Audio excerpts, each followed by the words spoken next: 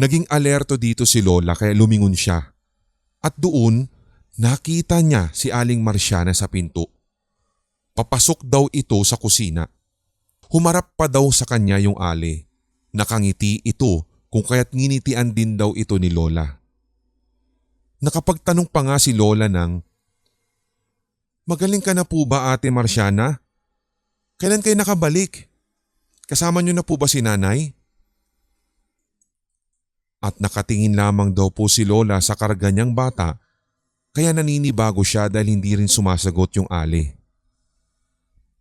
Muli niya itong tinanong pero hindi sumagot.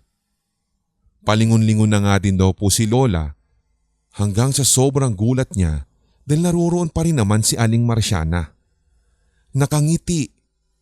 Pero ang mas ikinahilakbot niya, Sir Red, ay nang tignan daw po ni Lola ang gawing ibaba ni Aling Marciana. Gusto daw po niyang sumigaw ng oras na iyon. Alam niyang nabubuka na ang kanyang bibig pero wala pong katunog-tunog ang kanyang boses.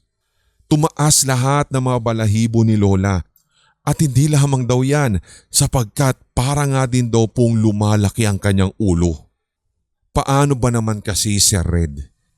Nakita niya si Aling Marciana na walang binti at paa.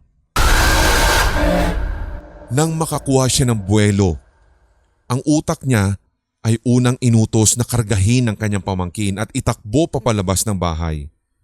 Hindi na rin daw po alintana ni Lola ang lamig ng hangin dahil sobrang hilakbot ang nararamdaman niya.